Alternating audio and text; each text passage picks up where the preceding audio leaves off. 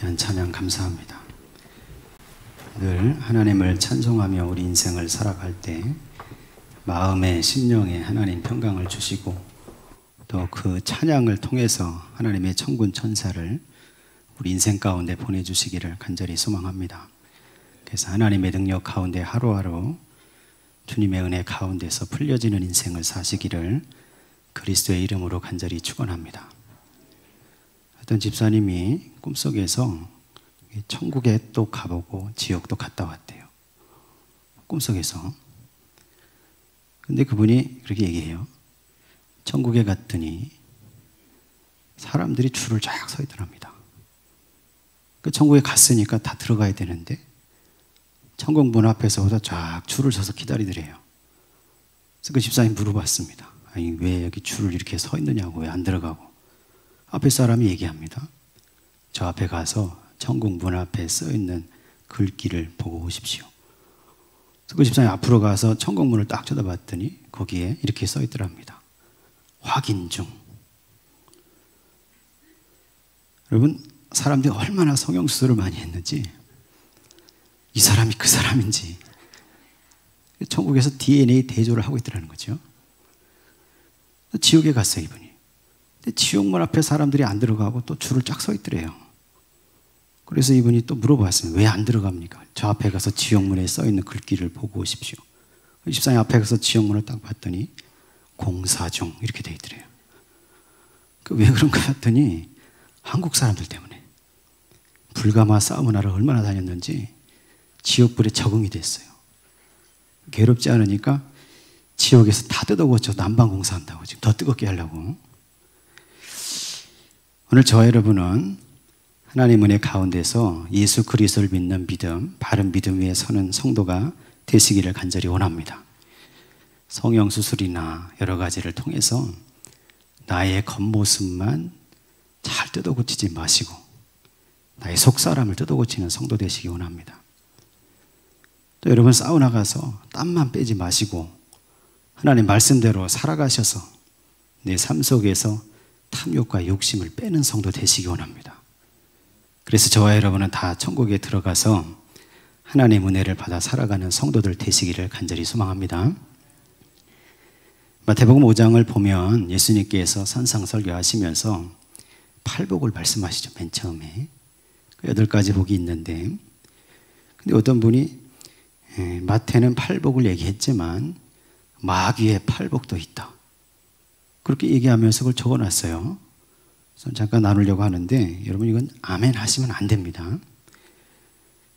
이분이 뭐라고 썼냐면, 피곤하고 바쁘다는 핑계로 교회에 나가지 않는 자는 복이 있나니 그들은 나의 가장 믿을 만한 일꾼이 될 것이며, 목회자의 잘못이나 흠을 보고 트집만 잡는 자는 복이 있나니 그들은 설교를 들어도 은혜를 받지 못할 것이며, 자기 교회면서도 나오라고 사정해야만 교회 나가는 자는 복이 있나니 그들은 교회 안에서 말썽꾸러기가 될 것이며, 남의 말하기를 좋아하는 자는 복이 있나니 그들은 내가 가장 좋아하는 다툼과 분쟁을 일으킬 것이며, 걸핏하면 삐죽이는 자는 복이 있나니 그들은 작은 일에도 화를 내고 교회를 그만둘 것이며, 하나님의 일에 인색하여 헌금하지 않는 자는 복이 있나니 그들은 나의 일을 가장 잘하는 자가 될 것이며, 하나님을 사랑합니다 하면서도 형제와 이웃을 미워하는 자는 복이 있나니 그들은 나의 영원한 친구가 될 것이며, 성경을 읽고 기도할 시간이 없는 자는 복이 있나니 그들은 나의 꾀임에 쉽게 넘어가 마침내 나의 조롱거리가 될 것임이니라. 여러분, 이 마귀의 팔복에 혹시라도 해당되는 것이 있다면 빨리 그것을 고치고 돌아오시길 원합니다. 저와 여러분은 예수님께서 말씀하신 팔복을 받는 성도가 되어야 할 줄로 믿습니다. 심령이 가난한 자가 되어야 합니다. 애통할 줄 아는 사람이 되어야 하고 온유한 사람이 되어야 합니다. 의에 줄이고 목마른 성도로 살아야 되고, 긍휼히 여길 줄 아는 사람이 되고, 마음이 청결한 사람이 되고, 그리고 화평을 이루며 살아가는 성도가 되어야 할 줄로 믿습니다. 그리고 마지막으로 의를 위해서 박해를 받는 자가 되시기를 원합니다. 예수께서 말씀하신 이 팔복을 저와 여러분이 다 받아서 그런 성도가 되면 하나님이 약속하신 하나님의 나라가 저와 여러분에게 상급으로 주어지게 될 줄로 믿습니다. 우리는 다 이 팔복으로 하나님 은혜를 찬송하며 살아가는 성도들이 되시기를 예수 그리스도의 이름으로 간절히 축원합니다. 오늘은 에베소서 1장의 말씀을 우리가 읽었는데, 에베소 교회는 사도 바울이 전도하고 선교한 교회 중에 가장 성공적인 교회입니다. 바울이 가장 성공적으로 전도한 교회가 에베소 교회예요. 딱 생각을 해보면 그가 세 번째 전도여행을 할 때 에베소에 들러서 복음을 전합니다. 아볼로라는 사람이 먼저 와서 복음을 전한 것 같아요. 바울이 가니까 예수 그리스도 얘기하니까 바울 앞에 한 12사람쯤이 모였습니다. 그 사람들한테 물어보는 거죠. 너희가 세례를 받았느냐? 받았다는 거예요. 그럼 세례 받을 때 하나님의 성령을 받았느냐? 그런데 그 사람들이 무슨 소리냐는 거예요. 우리는 성령이 계심도 듣지 못했다. 아볼로가 성령에 대해서 몰랐던 거죠. 그래서 바울이 세례 요한이 세례 줄 때 그때 내 뒤에 오시는 이 그분이 바로 예수 그리스도다. 그분을 믿어야지 너희가 정말로 구원받는다. 그 예수 그리스도의 복음을 전하고 나서 그들에게 예수의 이름으로 세례를 줍니다. 그들에게 안수할 때 어떤 일이 벌어졌냐면 마치 사도행전 2장에 성령의 강림의 사건이 있던 것처럼 그 12사람의 마음속에 심령과 인생 속에 하나님의 성령이 내렸어요. 그래서 어떤 사람은 예언을 했어요. 어떤 사람은 방언을 했습니다. 그래서 그 사람들을 중심으로 바울이 여기서 복음을 전해야지 이렇게 생각하고 그 다음 주부터 어떻게 하냐면 유대인들의 회당을 찾아갑니다. 에베소 회당을 찾아가서 석 달 동안 거기서 복음을 전한 거죠. 3개월쯤 지나니까 그 회당에 찾아오는 사람들이 두 패로 갈라졌어요. 한쪽에 있는 사람들은 바울이 잘못 가르친다고 얘기하는 거죠. 또 다른 쪽에 있는 사람들은 그 말이 맞다고 얘기하는 겁니다. 그래서 예수를 믿어야 된다고 얘기하는 거죠. 그래서 둘이 서로 막 싸움이 일어나니까 바울이 그 뒤에는 어떻게 했냐면 에베소에 두란노 서원이라는 서원이 있었습니다. 거기를 찾아가서 자기에게 세례 받을 때 성령 받은 12명 중심으로 그리고 회당에서 복음을 전했을 때 예수를 믿었던 사람들을 중심으로 하나님의 아들 예수 그리스도의 복음을 증거하기 시작한 겁니다. 거기서 머문 기간이 2년입니다. 그러니까 총 합치면 한 3년이 되는 기간 동안 에베소에 머물면서 복음을 전했는데 그때 바울의 소문을 듣고 그 주변에 있는 아시아에 있는 많은 사람들이 와서 바울의 말을 듣고 복음을 듣고 예수를 믿는 역사가 나타난 겁니다. 3년 동안 복음 전하는데 거기서 바울을 통해서 여러 가지 신기하고 신비한 기적들도 나타나요. 사도행전 19장을 읽어보면 심지어 바울이 메고 있었던 앞치마나 갖고 있었던 손수건을 가져다가 병든 사람이 얹었다가 떼니까 병든 사람이 온전하게 되더라는 거예요. 그런 놀라운 역사들이 나타나니까 거기 있었던 스게와라고 하는 유대 제사장의 일곱 아들들이 바울이 흉내를 낸 겁니다. 그래서 귀신 들린 사람을 찾아가서 그 앞에서 예수 그리스도 이름으로 명한다 그러면서 귀신을 쫓아내는 막의식을 행하는 거죠. 근데 19장 사도행전을 읽어보니까 그 사람들은 어떻게 됐냐면 귀신 들린 사람이 그 일곱 아들들을 탁 뛰어서 그들을 탁 짓누르고 몸을 조르면서 얘기하는 거예요. 내가 예수도 알고 바울도 안다. 근데 너희는 누구냐? 그 사람들이 그 귀신에 붙들린 사람에게 붙잡혔으니까 거기서 도망가려고 몸부림치다가 옷을 다 벗겨진 채로 도망갔다는 거예요. 근데 여러분 그 일이 에베소의 대낮에 길가에서 있었던 것 같아. 그것을 보고 들은 에베소 사람들이 야 예수 그리스도가 정말 구주시구나. 바울을 한다고 한다. 이러면서 자기들이 회개하기 시작한 겁니다. 어떻게 했냐면 에베소의 많은 사람들이 자기 집에 가지고 있었던 마법책, 자기들이 가지고 있었던 주술서 이런 것들을 다 끄집어내다가 광장에다가 쌓아놓고 불을 지른 겁니다. 사도행전 19장 보니까 그게 은 5만 데나리온이에요. 지금으로 따지면 한 50억 정도 되는 거예요. 책값만. 그러니까 생각해보면 에베소 시내 거의 모든 사람들이 바울의 그 3년 동안의 전도와 사역을 보면서 예수 그리스도를 생각하게 됐고 믿게 됐고 그래서 잘못 가던 자기 신앙을 뒤집어 엎은 겁니다. 그러니까 바울이 생각할 때 에베소 교회는 자기의 사역에 있어서 얼마나 보람되고 기쁘고 뿌듯한 그런 교회가 생긴 건지 모르는 거지요. 에베소였을 때 바울은 로마의 감옥에 있었습니다. 이제 에베소 그 교회를 생각하면서 자기가 사역했던 걸 생각하면서 거기 있는 성도들을 생각하면서 에베소를 기록하는데 맨 처음에 1장에 바울이 굉장히 중요한 얘기를 해놨어요. 오늘 저와 여러분이 오늘 3절에서 5절 말씀을 다시 한번 읽어보겠습니다. 3절에서 5절입니다.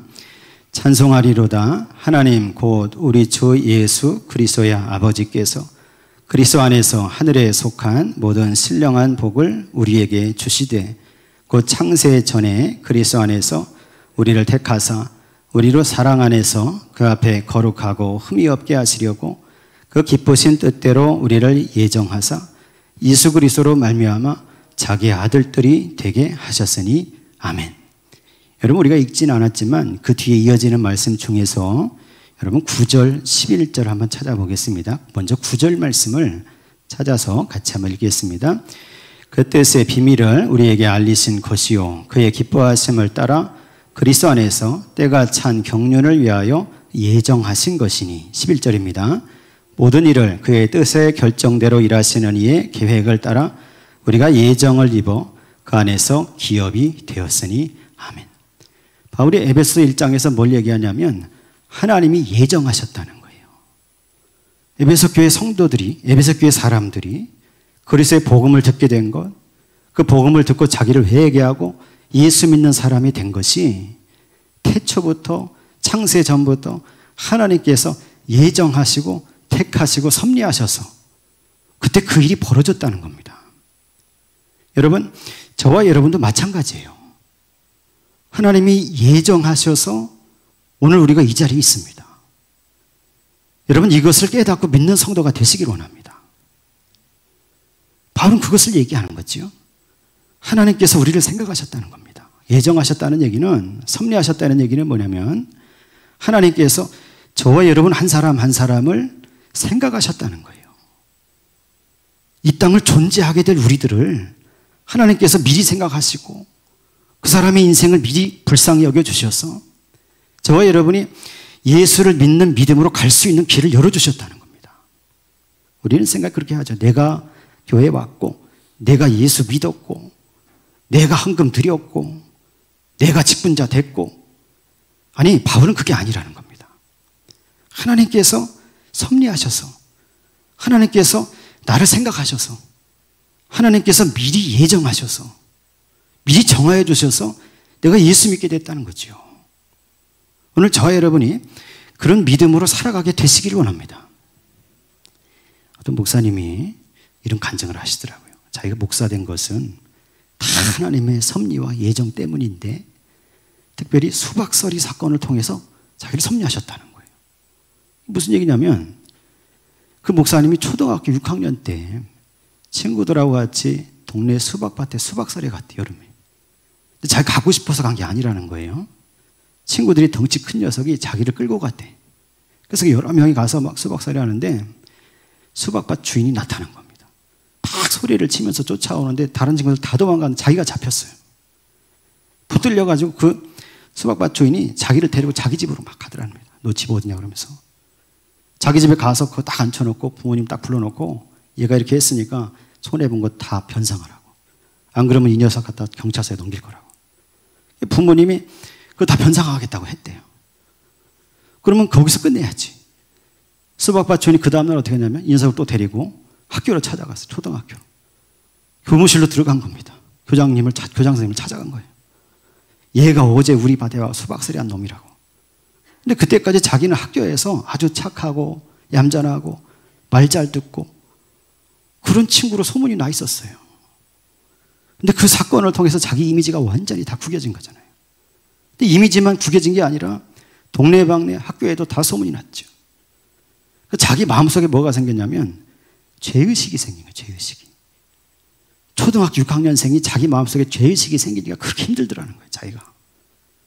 걸어가면 사람들이 다 얘기하는 거죠. 뒤통수에 대고 저 녀석 저거 얌전한 척 하더니 수학설이나 하고 저 녀석 도둑놈이라고. 그렇게 얘기하는 게 막 들리는 것 같더라는 거죠. 얼마나 힘들어 1년을 보냈어. 중학교 1학년이 됐어 이제. 교회에서 부흥집회가 있었습니다. 마음이 무거우니까 중학교 1학년생이 부흥집회를 처음부터 끝까지 막 참석해서 막 하나님께 기도한 거예요. 기도.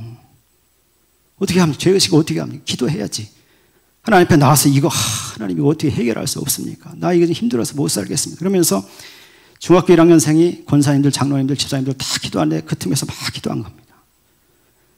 2박 4일, 3박 4일을 집회를 하는데 거기서 막 기도하다가 여러분 정말로 자기 눈이 열리더래요. 환상을 본 거예요. 환상을 기도하다가 예수 그리스도가 십자가에 못 박히신 모습이 딱 장면이 딱 떠오르더래요. 근데 보니까 가시관을 쓰셨는데 거기서 핏물이 막 떨어지는 핏방울이. 근데 그것이 예수님 얼굴을 타고 나서 딱 떨어지는데 기도하는 자기 얼굴에 딱 떨어지더래요.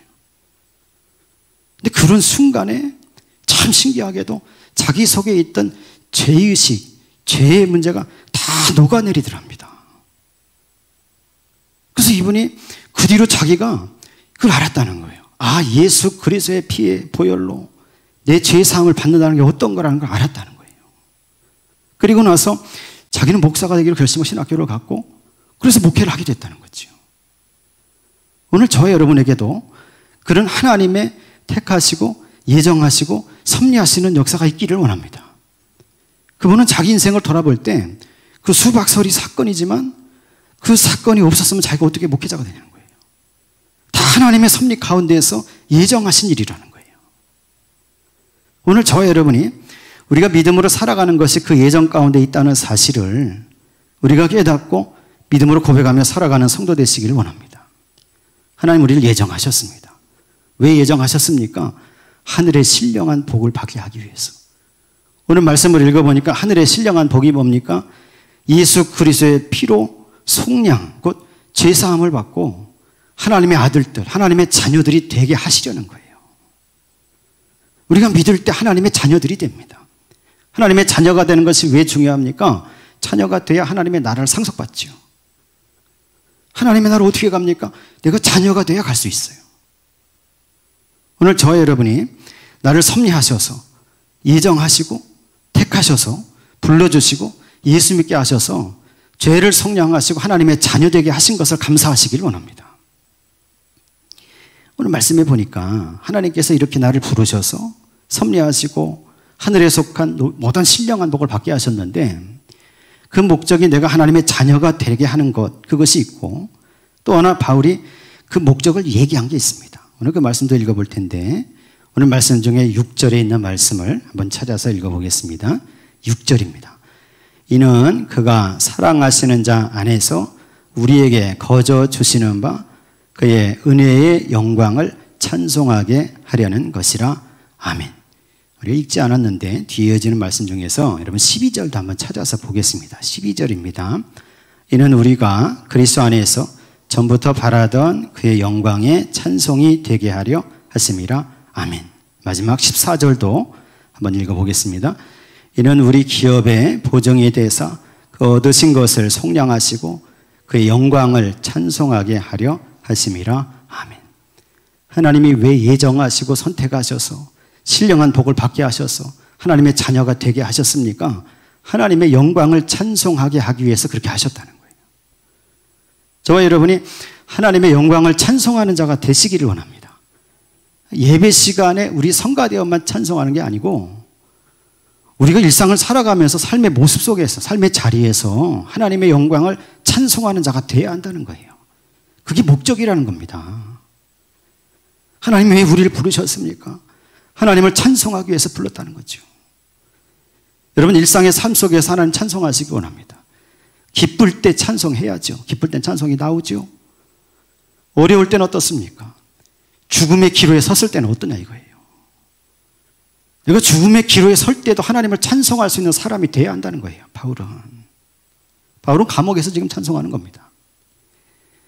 여러분 오기일 전도사라는 분이 계셔요. 근데 그분이 무슨 일을 겪었냐면 1980년도에 여러분 광주에서 민주화운동이 있었죠. 그때 이분이 신학생이었어요. 신학교를 다니던 분이 군대를 간 겁니다. 근데 가서 참 거기에 간 거예요. 광주에 간 거죠. 근데 그때 자기가 뭘 했냐면 정보요원. 그래서 상부에서 명령을 받은 겁니다. 네가 등산객으로 가장해서 광주 시내에 들어가서 그 어떤지 그 상황을 잘 살펴보고 보고하라는 거예요. 그래서 오기일 전사가 이제 군인이니까 명령을 따라서 등산복을 입고 등산객처럼 침투를 했습니다. 들어가다가 거기 지키고 있던 대학생 5명한테 붙들렸어요. 누구냐? 등산객이라고 얘기했죠. 이 아침에 무슨 등산이냐? 그러면서 붙잡아가지고 그 가지고 있던 짐들을 다 쐬가는데 거기서 육군이라고 쓰여진 권총을 발견하게 됩니다. 대학생들이. 군인인 게 발각났잖아요. 그래서 이 사람, 오기일 전사를 딱 무릎을 앉혀놓고 뒤들려 놓고 사형시키려고 하는 거예요. 총을 장전해서 쏘려고 할 때 오기일 전사가 그렇게 했답니다. 그 앞에서 눈물을 흘리면서 찬송해, 찬송. 당기면 자기는 죽는 겁니다. 그 앞에서 찬송했다는 거예요, 자기가. 나의 갈 길 다가도록 예수 인도하시니 믿음으로 사는 자는 하늘 위로 가겠네. 무슨 일을 만나든지 만사형통하리라. 막 눈물을 흘리면서 찬송을 하는데 5명 중에 한 사람이 독실한 크리스찬이었어요. 대학생이. 물어보더래, 걔가. 크리스찬입니까? 그렇다고. 원래 내가 신학생인데 무슨 교회, 사실 전도사인데 군대 와서 이렇게 됐다고. 그러니까 이 대학생이 크리스찬, 나도 크리스찬입니다. 그러더니 내가 주의 종을 죽일 수 없습니다. 돌아가라고 하더래요.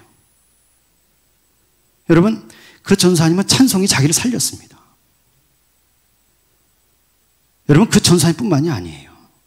오늘 저와 여러분들도 인생의 어려운 순간에 특별히 그때 찬송할 수 있는 신앙이 되시기 원합니다. 여러분, 그 찬송을 통해서 하나님 역사하시죠. 어떤 전사님이 개척교회를 했어요. 작은 교회를 개척해서 전도사로서 막 열심히 섬겼어요. 근데 그 중에 나이가 많으신 어떤 여자 성도님이 오시다가 병이 있으셔서 이제 임종하시게 된 거예요. 그 집을 찾아가서 마지막 임종 예배를 드리려고 찾아갔는데 집이 너무나 허름하고 겨울인데 불도 안 떼서 너무나 춥고 이부자리 가운데 그분이 누워 계셔. 가까이 갔더니 그 여자 성도님이 막 뭐라고 중얼중얼 하는데 들어보니까 찬송을 부르는 거예요. 죽기 전에 막 찬송을 부르고 있는 거예요. 그래서 전사님이 가까이 갔더니 할렐루야 하나님을 찬양하라 이렇게 얘기하고 자기를 보면서 미소를 살짝 지어주더니 눈을 감으셨다는 거예요. 여러분, 저와 여러분의 간증이 됐으면 좋겠어요. 이런 게. 나도 이 세상 마지막 가는 날 하나님을 찬송하면 얼마나 좋겠어요. 여러분, 그 신앙의 사람 되시기를 원합니다. 바울과 실라도 이런 빌립보 교회를 개척하고 전도할 때, 그때 빌립보가 전도할 때 그랬잖아요. 거기서 감옥에 갇혔죠. 두들겨 맞아서 피투성이가 돼서 감옥에 던져졌습니다. 한밤중에 잠이 깼어요. 바울과 실라 거기서 어떻게 합니까? 하나님을 찬송하는 거예요. 찬송. 사도행전 16장에 읽어보십시오. 하나님 막 찬송했더니 그걸 거기 죄수들이 다 들었어요. 찬송이 끝나자마자 어떻게 됐습니까? 지진이 일어났어요. 감옥문이 다 열렸어요. 지진이 우연이라고요? 그 사람들 메고 있던 쇠사슬도 다 풀렸어요. 하나님이 역사하신 거죠. 그 일을 통해서 결국 어떻게 됩니까? 자기를 가두고 지키고 있던 간수장이 예수를 믿게 되고 그들을 중심으로 해서 빌립보 교회가 생겼어요. 오늘 저와 여러분이 찬송하는 거, 여러분 이걸 귀중하게 생각하시길 원합니다. 늘 찬송해야 돼, 늘. 내가 걸어가면서도 중얼중얼하면서 하나님의 은혜를 생각하면서 나 같은 것을 기억하시고 나 같은 것을 생각하시고 고려하셔서 예수를 믿는 길로 인도하셔 주신 것 얼마나 감사한 일인가. 저와 여러분이 감사의 조건을 찾아서 기도하시고 찬송하는 성도가 되시고 인생의 일들이 잘 안 풀려 힘들고 어려울 때도 예수 그리스도의 도움을 바라면서 찬송하시기를 원합니다. 주께서 들으시면, 그래서 역사하시면 그 찬송을 통해서 저와 여러분의 인생에 개입하시는 성령의 역사가 임하게 될 줄로 믿습니다. 바울은 하나님의 신령한 복을 받은 성도가 하나님의 섭리와 예정 가운데서 예수를 믿어서 구원받게 된 성도, 하나님의 자녀가 된 성도, 하나님을 찬송하라고 그 목적이 주어진 그 성도는 이제 이 4가지를 알아야 된다 하면서 이 에베소 교회를 위해서 간구하면서 기도하는 내용이 마지막에 나옵니다. 오늘 17절에서 19절도 한번 읽어보겠습니다. 17절에서 19절입니다. 우리 주 예수 그리스도의 하나님 영광의 아버지께서 지혜와 계시의 영을 너희에게 주사 하나님을 알게 하시고 너희 마음의 눈을 밝히사 그의 부르심의 소망이 무엇이며 성도 안에서 그 기업의 영광의 풍성함이 무엇이며 그의 힘의 위력으로 역사하심을 따라 믿는 우리에게 베푸신 능력의 지극히 크심이 어떠한 것을 너희로 알게 하시기를 구하노라. 아멘. 에베소 교회를 생각하면서 바울이 막 간구하는, 중보하면서 기도한 겁니다. 네 가지를 중보하는데 첫 번째가 뭐냐면 지혜와 계시의 영을 주시기를 원한다. 지혜와 계시의 영이 누굽니까? 하나님의 성령이죠. 그들을 예수 믿게 만들었던 그 성령입니다. 바울이 예수 그리스도 이름으로 세례 줄 때, 안수할 때 그때 역사하셔서 그들을 변화시켰던 성령을 말하는 거예요.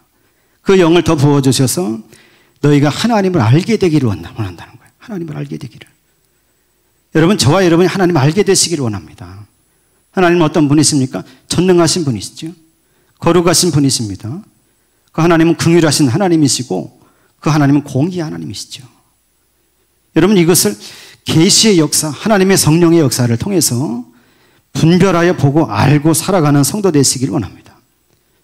두 번째, 바울은 뭘 얘기하냐면 지혜와 계시의 영이 왔으니 너희 마음의 눈이 밝아진다는 거예요. 그 목사님처럼 마음의 눈이 밝아져서 그 부르심의 소망이 무엇인지를 알기를 원한다는 거예요.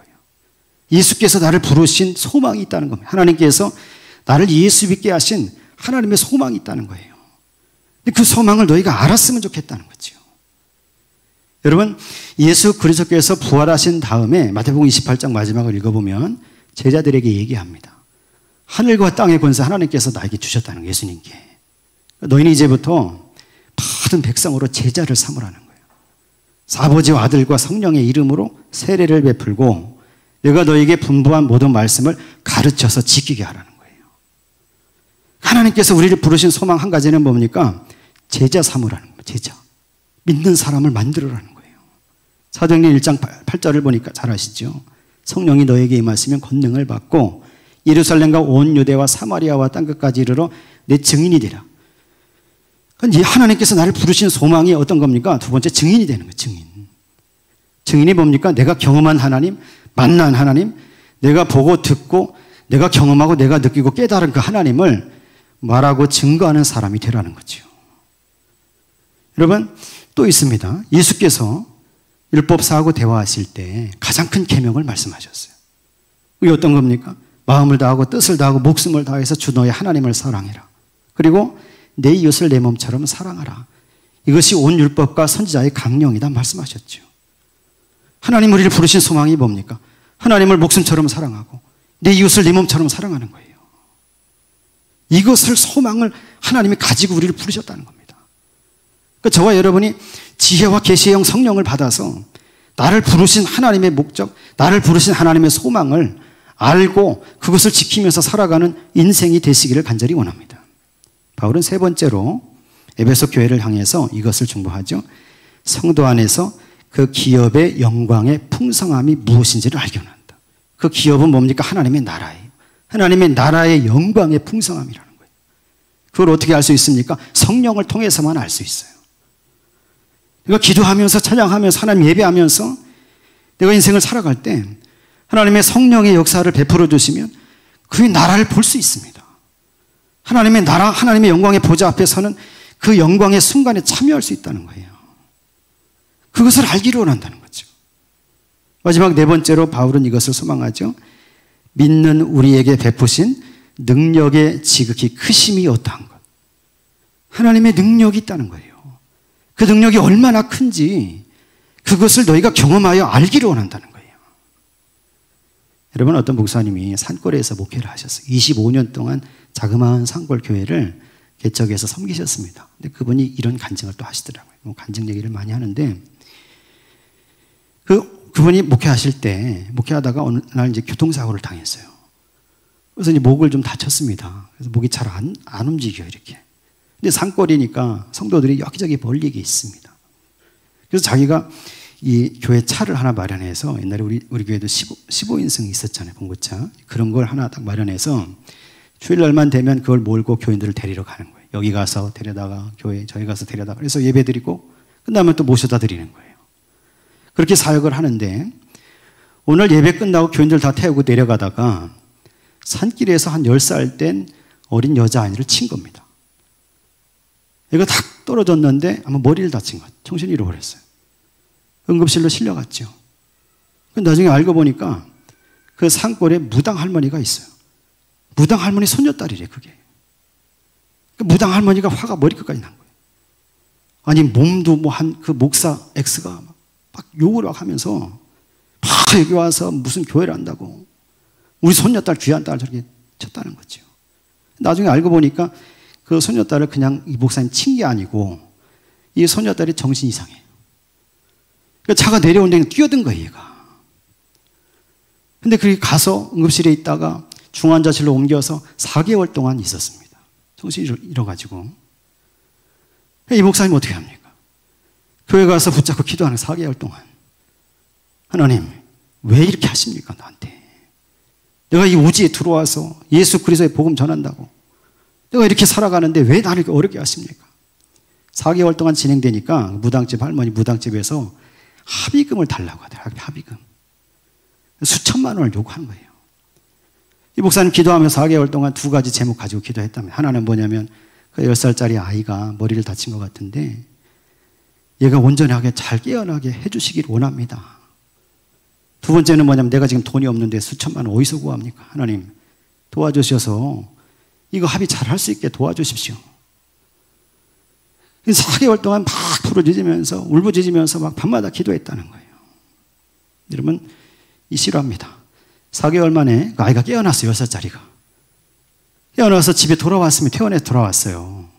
근데 그 다음날 이 무당 할머니가 목사님 찾아왔대요. 찾아와서 뭐라고 하냐면 합의금 안 받겠다는 거예요. 왜 그러냐고 그랬더니 얘가 원래 정신이 이상했는데 4개월 만에 깨어났는데 정상으로 돌아왔다는 거예요. 웃으시지만 그 목사님 거기서 하나님의 능력을 체험했다는 겁니다. 여러분, 이런 일이 왜 그 목사님한테만 일어나야 됩니까? 저와 여러분에게도 그런 역사가 일어나게 될 줄로 믿습니다. 다만 우린 이것을 알고 소망해야 돼요. 아, 내 인생을 섭리하신다 하나님이. 나를 예정하셨다. 그 하나님께서 나를 붙잡고 계시고 내가 그 믿음 위에 살아갈 때, 그분을 찬송하며 살아갈 때, 좋으나 싫으나 아니면 어려우나 기쁘나 그거에 상관없이 내가 하나님을 온전히 찬송하며 살아갈 때 하나님의 성령이 역사하시면 하나님의 능력이 나와 함께 할 수 있다. 오늘 저와 여러분이 그 믿음으로 승리하게 되시기를 원하고 그것을 통해서 예수 그리스도를 증거하고 전하는 성도들이 다 되시기를 간절히 소망합니다. 여러분, 우리는 신앙생활 하는 것이 지식을 쌓기 위해 하는 거 아니에요. 오늘 제가 여러 가지 간증 많이 했는데 여러분, 이 간증 얘기 왜 합니까? 내 생활 속에서 예수 믿는 믿음이 드러나야 되는 거예요. 내 삶 속에서 예수 그리스도가 실제로 역사해야 됩니다. 내가 기도하면서 실제로 하나님의 성령이 나를 붙잡아야 돼요. 그래서 저와 여러분이 우리의 삶 속에서 죽어서 가는 하나님 나라뿐만이 아니라 내가 살았을 때 하나님의 나라를 경험하고 그 속에 주신 하나님의 축복과 하나님이 주시는 평안, 여러분 그것을 누리며 살아가는 성도들이 다 되시기를 간절히 소망합니다. 오늘도 기도할 때 주께서 붙잡아 주시고 함께하여 주셔서 믿음 위에 승리하는 성도, 하나님의 나라에 합당한 성도, 신령한 복을 받은 성도들이 다 되시기를 예수 그리스도의 이름으로 간절히 축원합니다.